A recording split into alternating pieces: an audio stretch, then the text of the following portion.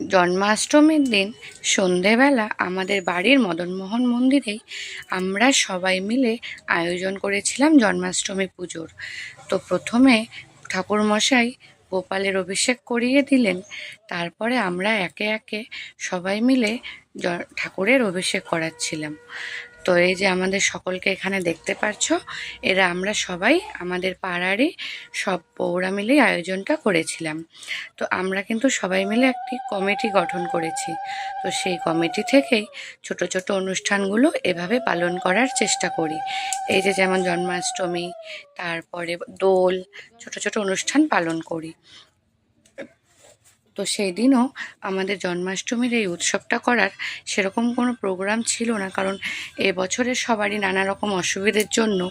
কিন্তু ঠাকুরের যদি দয়া থাকে বা ঠাকুরের যদি ইচ্ছে হয়, তাহলে সেটা থেকে আর বাদ কী করে যাই। তো হঠাৎ করেই সেই দিন সকালবেলায় সবাই মিলে প্ল্যান করা হলো যে পুজোটা করব। প্রতি বছর যেহেতু করা হয়, এবছরে আর বাদ দেব কেন। তো যাই হোক, সেইভাবেই প্রস্তুতি নেওয়া হয়েছে। তো এই যে সবাই মিলে একে একে ঠাকুরের অভিষেক করিয়ে নেওয়া হলো।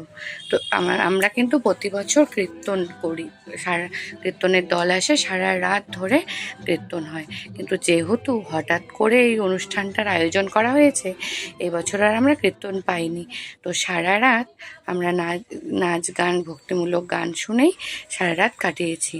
তারপরের দিন সকালবেলা উঠে ঠাকুরের জন্য এই যে ভোগ রান্না শুরু করে দিয়েছি। দেখতেই পেলে তোমরা, তালের বড়া, লুচি, 5 রকমের ভাজা হয়ে গেছে। এরপরে বসিয়েছি ডাল, অন্নও হয়ে গেছে। তারপরে এই যে এখানে পায়েস বসিয়ে দিয়েছি।